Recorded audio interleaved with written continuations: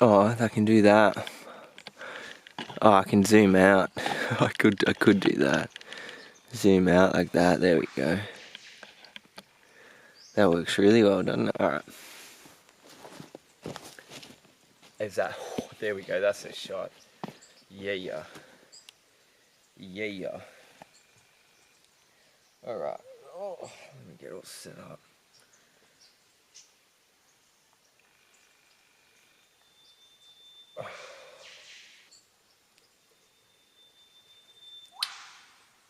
G'day guys, Tobini here. What's happening? Oh, it's a beautiful day here up in the mountains. The flies agree. Oh, so amazing.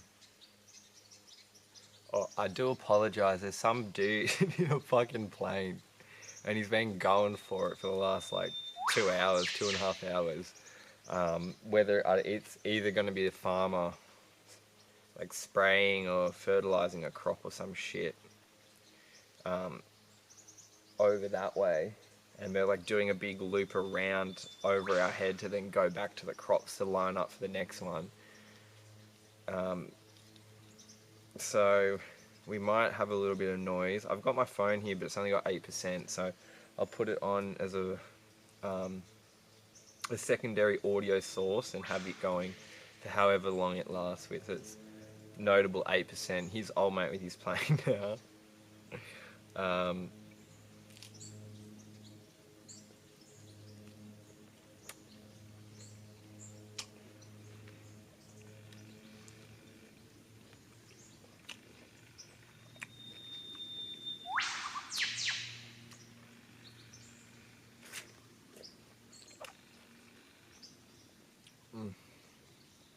Oh.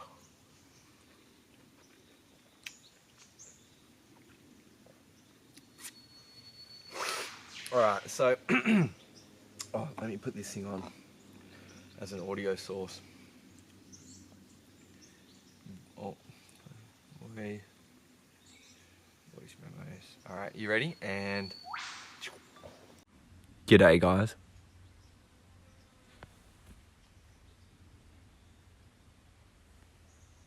Did you hear the bang when I said go?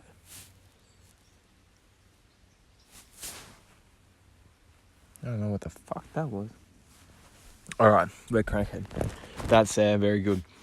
So first things first, this is my water vessel. Tam's got me this as a birthday present, and why this is so important to me is because I can walk down to the spring and get fresh spring water as it's coming out of the mountain and running, so it just gets enough amount of light for it to be perfect vibration, and then capture it in this, so then no other light gets it, and it keeps it really, really fresh. And this is like obviously made out of clay in nature, so the water's purity and vibration is then kept throughout the day. And you take a little bing bong. Oh, beautiful, beautiful, beautiful. The water's just been tasting so fresh recently. It's so nice. The outer plays a big lighter. Oh, my Zippo, the flint flicked out yesterday, and I'm out of flint, so I just got to sort all that out. So I've had to resort to this. So I do apologise for its just abrupt shot in amongst a very beautiful green backdrop.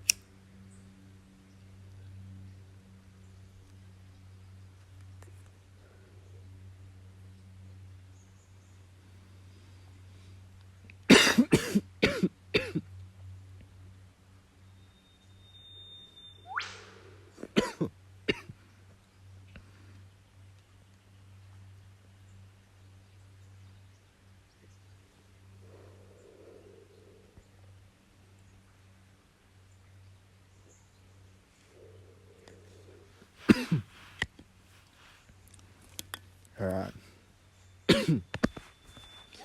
I'll save the banana for for later. G'day guys. So, I've been wanting to make a video for a little bit, to be honest, for a number of reasons. The first reason is I've just turned 28. Oh well, a week ago. 27th today, yeah. A week ago. So my birthday's on the 20th of June. And so I just turned 28, which is obviously a very, very pivotal time. In like Indigenous Australian traditions, around this age to 30 is when you start to go into your like next chapter of adulthood. So there's like the warrior archetype and all of these like maiden into mother and all of these transitional archetypes that we hear in the collective consciousness and narrative all happen around this time. It's all based, with Saturn returning and all these things. So for me, it's been a beautiful time of introspection, simultaneously because it aligns up with like the winter solstice here in the southern hemisphere, which where I live gets snow every now and again, not specifically here, but up on the plateaus of Barrington Tops gets snow this time of year. The waters get very cool, the air's very cool. It's a very still time, very deep internal and introspective time, and I use that alongside my birthday to go internal and journey with spirit, especially over this time to kind of emphasize the beautiful sacred mother spirit and her energy and the Black Madonna energy and the sacred waters, because we've just had the new moon come and it was super, like just the sky and the stars were so bright out here. No, light pollution at all. Just really able to connect in. I will make another video on a piece of galactic technology that Tamsin and I have come across that I've started to tap into, but that's a whole other thing. But during all of this was a birthday present of mine from Tam's, beautiful kangaroo from Tasmania that she got me, which is just so fantastic, so fantastic.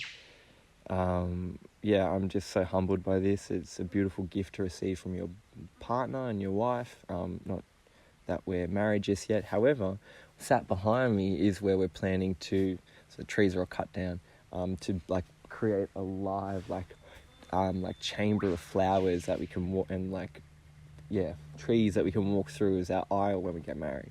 So that's all happening soon, but I have to clear all the firewood first. But I digress.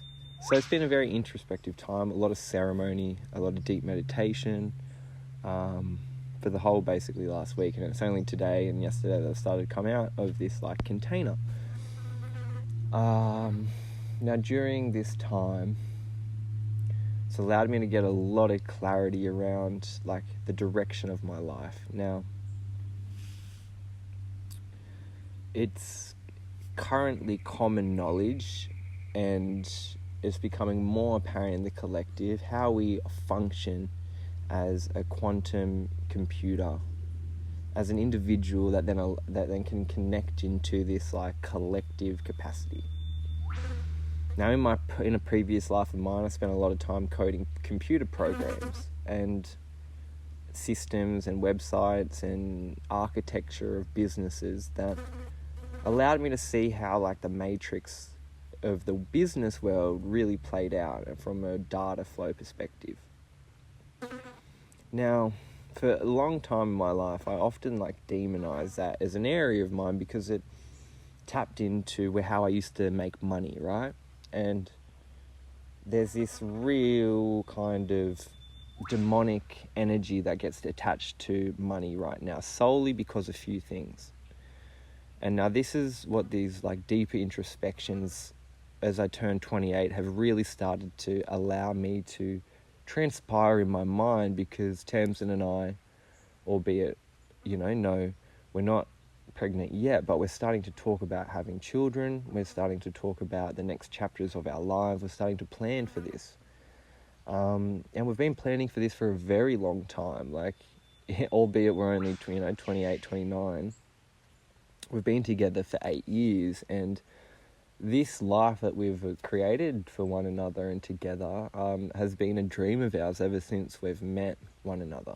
And so it's because of that entire sense of being able to feel grounded and have trust and safety in our relationship that has enabled Tamsin and I to, and me as an individual, to reach my goals that I had set out to, when I come to think back to when I was a young boy, what I wanted to achieve by when I was 28, Now, I had no idea what any of these dreams or whatever looked like, or how they would get there, but I knew what I would feel. And the freedom of the soul has been my only true north. And at my 28th birthday, I can just sit here blatantly and stare into a camera and just like broadcast it across the globe and to whomever wants to watch this and say that, like, yeah, I've gotten to a point where I'm working towards so much, but I'm so content with where I am, and I'm not rushing any part of the journey because I spent so much of the last 8 years of my life rushing. And there was a Ram Dass quote that was in amongst a meditation that I heard of his, and it was like, the faster you struggle, the slower you go. And I probably heard that maybe 2 years ago, and it just sat with me as like as a boy turning into a man, because a lot of men feel like they have to rush through this life because they have to achieve so fucking much. Like, I got to do this, I got to do this, I got to do this, I got to do that, I got to do. And so this sense of having to try to rush through everything, opposed to really slowing down to get clarity on what we want, to then move forward. We're just straight out of the gate, and we're into this world that is based on a set of systems and principles that have just been predisposed upon us through our parents and the nature that we grew up in, and also the collective consciousness and societal consciousness and situation, and now all of a sudden here we are. And when I start to look at that over my 28 years of life and go, well, Tobes, how have you done for yourself? You've been through your own personal trials and tribulations. You've had to fight battles. You've had to fight your own demons. You've had to stare yourself in the mirror and fucking get a good hard grip of who you are and what direction you want in this life. And when you look at yourself, do you hold any shame anymore? Do you have anything that you can't speak into without truth and honesty? And as I just said, there's not much, if anything, honestly. I've sat with the gods and confessed all that I've felt shame for in my life, so that I can alchemize it, not have any fear. Because when I think about the next chapter of my life, when I think back to when I was a boy, and now that I'm starting to think about having children, I think about how, as just a young boy, and I've written poems about this, that I just had no fear, about the physical world. And we obviously, when we examine children, they just can walk in front of a car not knowing. And when we had Salvador in Melbourne, he just ran out in front, admittedly he also got hit by a car, but he didn't know that he could get hurt by a car, and he just walked in front of a car, and also simultaneously the car just drove over him. God bless him, he's still alive. Fucking loved Salvador, he's a trooper. Spirit guide. He really showed that lesson of you don't know until you get hurt, or you don't know that the fire's hot until you touch it. And children, when I start to think about being a dad, I'm I got to have bravery in certain ways that I've never been able to be brave before, because I have responsibility that's not only myself. I'm going to have my wife, who will be pregnant for a period of time, so it is just going to be us. But how do I start to prepare? So I'm already coming from that space prior to, so I'm starting to prepare for this. And this is where when I look back at myself and what I've really been able to integrate into my life of really deep meditation practices, because I live on country and I don't have any cell service, period, at all, ever, until I turn on my magical Mr. Starlinky from Elon Musk, and then I get to turn it off, and then I don't have any reception, so I just can connect and there's nothing clouding. And because of that, I've been able to tap into a deep sense of peace and oneness and wholeness that you have to be able to connect into your astral body in order to obtain. And why I say that is because their emotional body sits above just the physical body as this like layer of potentiality, of like alchemy, of energy, of like, say, stored trauma. We all know it, how books like Dr. Joe Dispenza, who speaks about like becoming supernatural and things like that, where he goes into like gnarly shit where he breaks his spine and stuff and then like has to repair it. Like, there's all the information is out there right now, but like, are we actually living it? Are we applying it to ourselves? And that was one thing that, as a man, you really have to know of, like, can you fucking walk your talk? Now, when you move out into the bush, you have nothing but fucking a choice to either walk it or not. And Mother Nature will spit you up and chew you the fuck out if you don't respect what she truly is at her core. And she is a divine spirit. She is a true holiness, a oneness that is in divine feminine energy. And this divine feminine energy that is then complemented by this masculine architecture that creates this reality that we live in right now, in this third dimension, just you and I. Oh, the juice is so worth the squeeze, my friends. The juice is so worth the squeeze.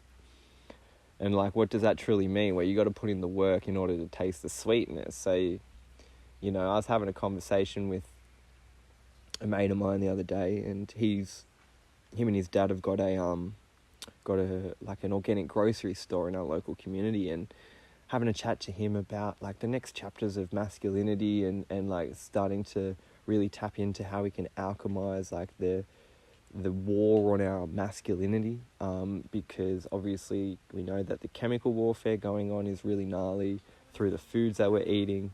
Now, just on that, I'll tap into this as something, as a landmark of mine, as I reflect on as like a 28-year-old man. Now, I come from a generational upbringing of farmers, period. Like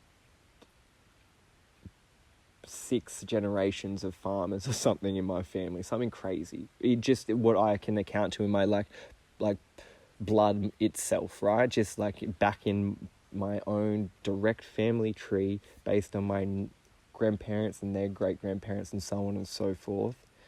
So one of just as a bit of context, there's a banana sucker that I look up there that's now fucking 2.5 meters tall, and that's been in my family for 5 generations. Now that means something to me. Now my families have owned farms all over, time. There's still, like a World Heritage listed property, or like a heritage listed house or some shit. I don't know what technicality is. That's owned in my family. Not my specifics, but in and amongst it, where my blood here in Australia comes from. Through that, tapping into what it truly means to be me as an individual, and like what my core is, what I've come here to embody, what my ancestors have been living out, so that when I'm born, I can be given the best opportunity to obtain whatever our DNA has been set out to achieve. That's what I've been reflecting on. And so through that space, it's gone through like healing the physical and the astral and the emotional body, through having like my umbilical cord just cut straight away when you're a baby, and what trauma and pain that puts into the body, into the pelvis, into all these areas of like really high alchemy potential. And once then I've gone through that, it's allowed me to then, heal relationships with the feminine and keep moving forward. And all of a sudden I'm at a place where entirely the natural world around me gives everything to me, which is entirely Mother Nature. Like I just described, this water is from her. My yandi is entirely organically grown from... Sorry, you just cut out. I do apologise. As I was saying, when I think about it, is what it is to be a man, is like a creator of this world, right? To create in this world, because this is what comes with starting to think about having kids, is like, I reflect on how I've already created in this world to then see what legacy I've got there, if any fucking thing to amount to something, to then bestow to my children. Now, whether that is a trauma or something that's a paradise is entirely up to me as a man and my fucking choices in my life. And so when I think about what weight that truly means to have as decisions, I look back and I go, yeah, you know what? Like, having land that I can grow my own vegetables on, that I worked for, that I knew how to make the money for, that I went after, that I had the drive and determination, that I taught myself, that I fucking persevered, that I was disciplined, that I worked hard, that I owned my shit. Like, then you can breathe humbly into, you know, amounting to something as a fucking man, right?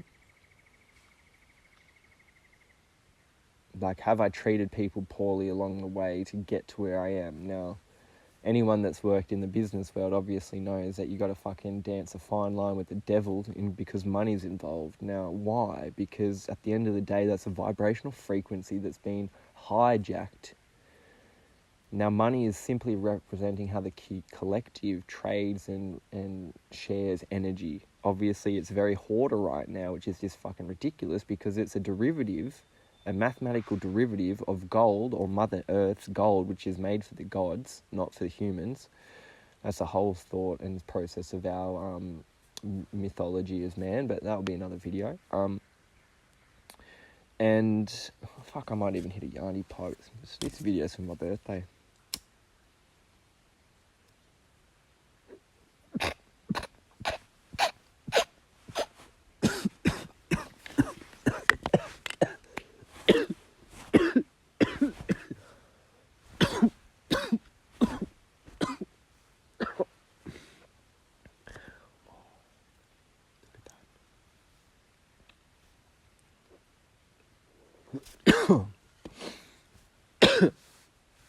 So when I start to think about, like, yeah, when I was a boy, what I like to do, well, I grew up in the bush. I grew up on a farm. All I would do is spend time in the bush, you know, wanting to just be able to wander through it for the ends of time. Now, I said to my mum, and I've mentioned this in videos, I think before, when I was like 12 or 13, I had a vision, because obviously I just have been like this my whole life, that I was going to be able to retire from working in the Matrix when I was 25. And I did that, which is something crazy. I used to have an imaginary friend when I was 6 years old, and his name was Chris.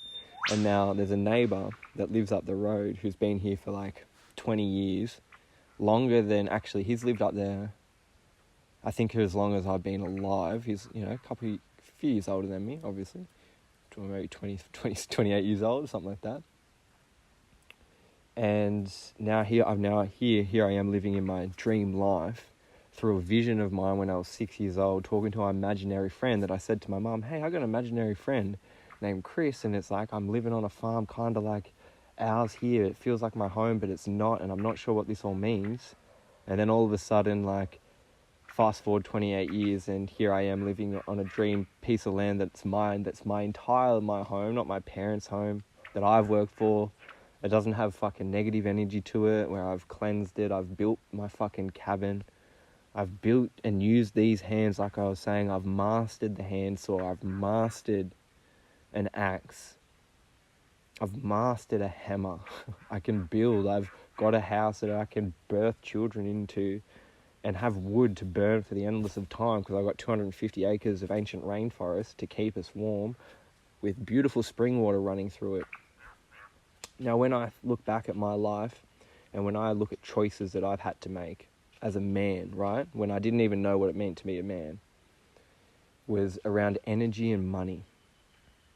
Now, what I do with my fucking money and what I do with my fucking energy, or my cock.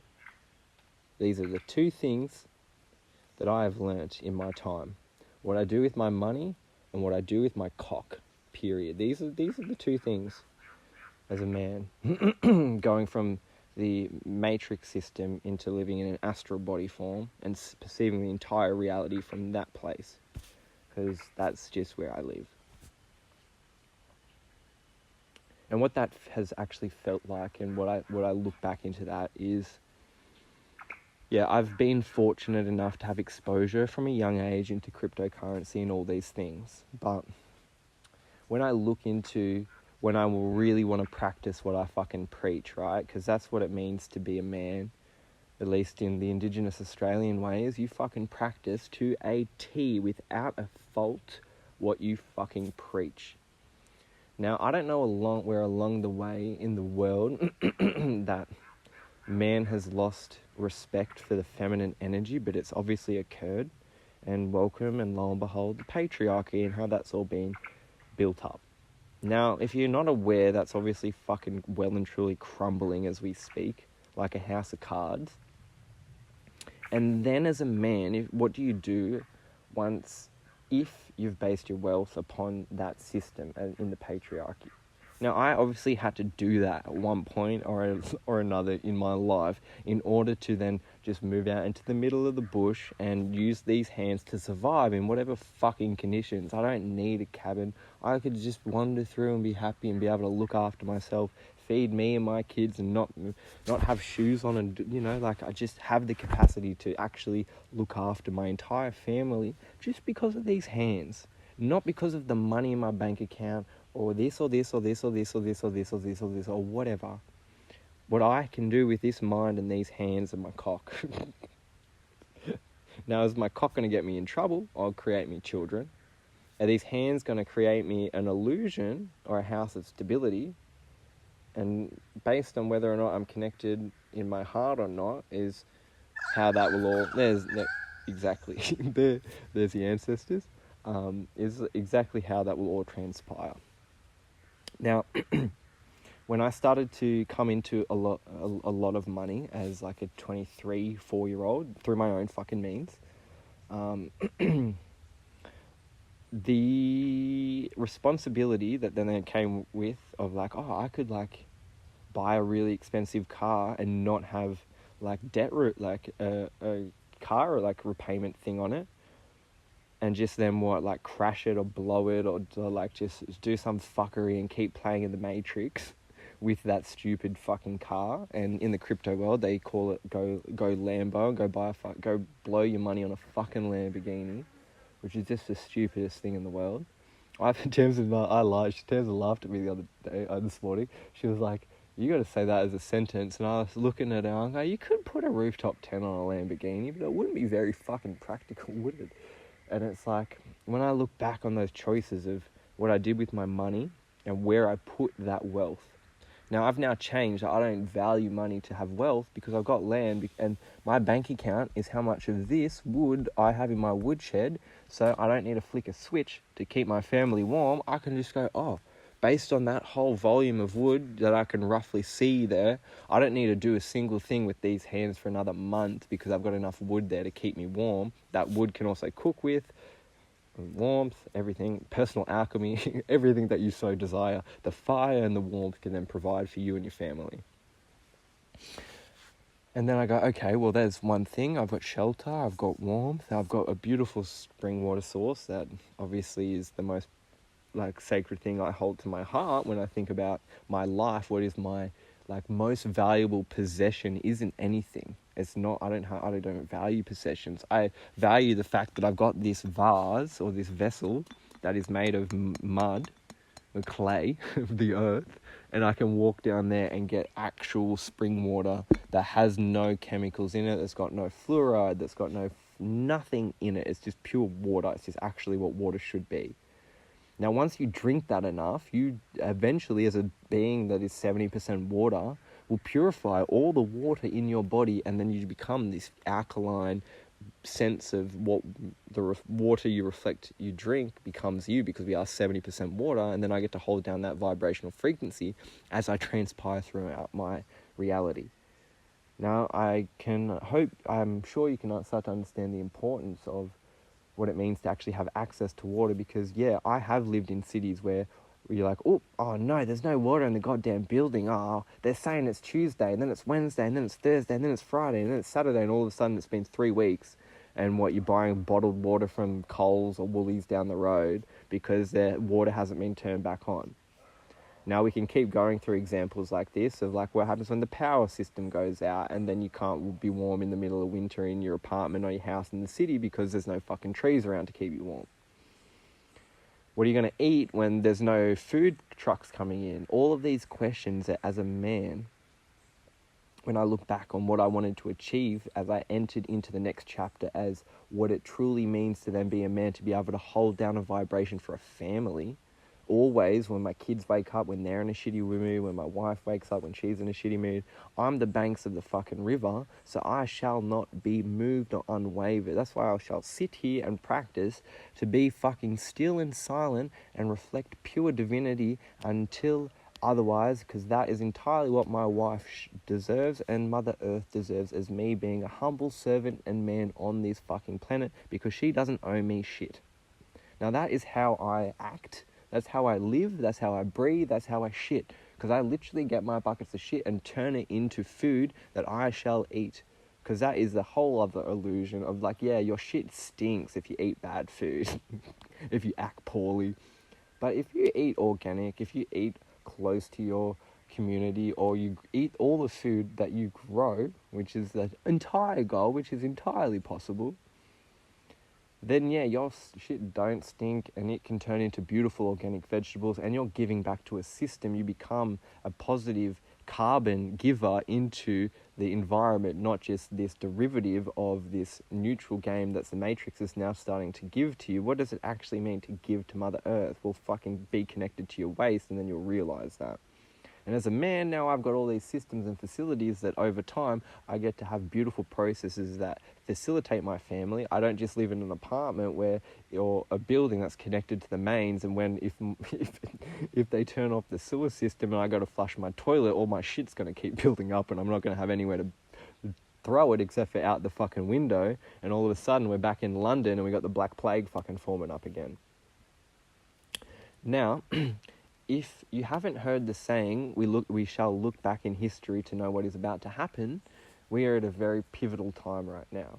And it is at the moment where I'm also simultaneously super excited to be a man, to start to have a kid, and I'm not afraid of anything in the external world. I don't have money fears, I don't have fear to keep my family warm, I don't have fears around food, I don't have fears around power, I don't have fears around a single thing. Period. And because I don't have any fear, I just don't have any fear. I don't fear death. I've been so close to death so many times, it's actually fucked. I'm not scared of it. I can just sit there in oneness with what it truly is and just understand how blissful it is to be entirely connected to the unity of it all. And I get to practice that from this still beautiful home that I'm now starting to create from dreams of my imagination. And now, because I don't have any fear, I get to live out those dreams as manifestations. And now, because I vibrate from a place of no fear, I don't actually manifest my fear. And then because of that, I can go into my astral body and start to then actually live out to the full functionality of what it means to be a human on this life. And so when I look back on what I set out to achieve when I was 6 years old, yeah, I wanted to have a wife, I wanted to have a family, I wanted to have kids, I wanted to be fucking happy and be in love with a woman and live out that true divinity of what it means to be a man on this fucking planet. And that is to create a legacy through my cock and my hands. Now, what are these hands doing? Are these hands on a keyboard? Are these hands on a fucking smartphone? Are these hands scrolling Instagram? Are these hands doing fuckery, causing fuckery? Are these hands writing a stupid fucking email, getting angry at someone for no reason because I haven't looked at my own energy and worked through my own fucking shit? Or am I projecting that into some stupid fucking dating app and wanking off over women and this and that for no apparent reason when I have a perfectly beautiful wife, but I just don't know how to fucking value her? And is that where I'm wasting my energy? Or am I getting in the garden? Am I fucking planting seeds? Am I planting trees? Am I digging holes, putting my shit and my wife's shit and my fucking kid's shit in that hole to then grow a fruit tree for then their kids to eat from? Is that what I'm thinking? Or am I thinking with fucking fuckery and then acting accordingly? And now as a 28-year-old man, I'm starting to really be in a position where I'm like, fuck, I cannot wait to be a father in this reality. I cannot wait because I don't have anything to be fearful of. So if there's no fear, there's this complete pure potential to create. Now, what is the best thing to create as man and woman but to be a kid, to have children from a place of pure fertility? Wow. Wow, wow, wow. So this is what I'm thinking about as I start to turn 28, and I've turned 28, not what strip club I'm going to, not what bar I'm trying to get into, not what fucking restaurant I'm going out to. Thinking with my heart, acting with my hands, and then making love to my beautiful wife with my cock. That's what I'm doing. Alright. I'm gonna have a bit of water.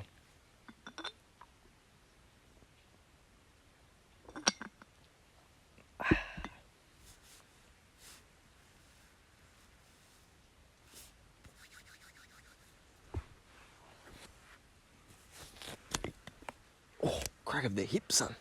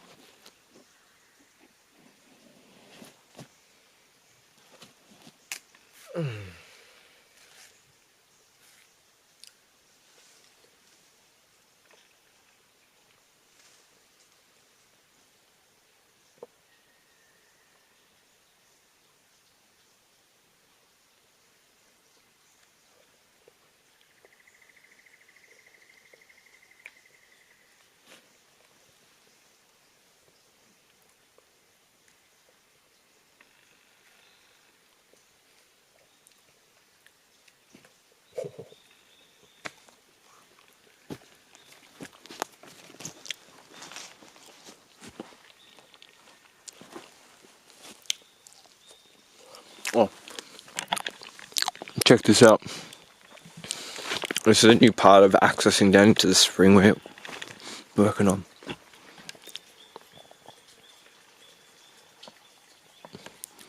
This is where you'll find me, under this mossy log.